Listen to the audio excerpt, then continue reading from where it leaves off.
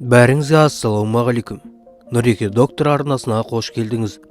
Бүйректен болатын денедегі 6 ауру және одан құтылу жолдары. Суық тасада бүйрек ауырады, құмды тұзды су ішсе де бүйрек ауырады, ащы ішсе де бүйрек ауырады, аяқтан сыз өтсе де бүйрек ауырады. Бүйрек байқағандарыңыздай өте нәзік ағза, бірақ ол өте күрделі ауыр жұмысты атқарады. Сондықтан бүйректің саулығын ойлап, ауырмас бұрын алдын алу жолдарын қарастырған жөн. Бірінші, бүйректің әлсіздігінен бет, аяқ, қол, көздің айналасы ісіп кетеді. Бүйрек ағзадағы суды реттейтіндіктен оның жұмысы бұзылса, қан айналымы нашарлайды. Мұны ретке келтірудің оңай шешімі ұйқы алдында суды аз мөлшерде ішіп, белге арналған жаттығуларды жасау.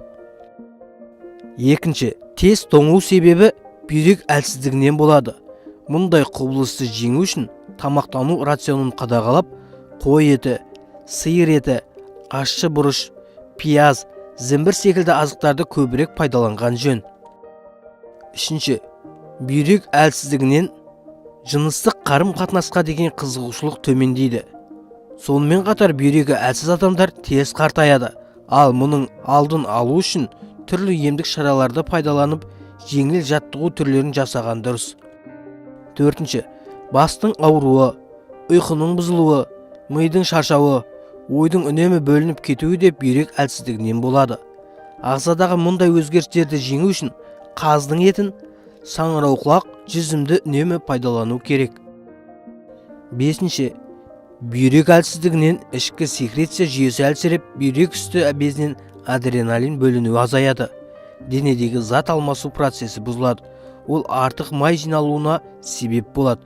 Оған қарсы тұру үшін алақанды бір-біріне ысқылап, жылы күйінде бүйрекке басу, немесе басқа бір дәкені ыстыққа басып тұрып бүйрегіңізге басасыз.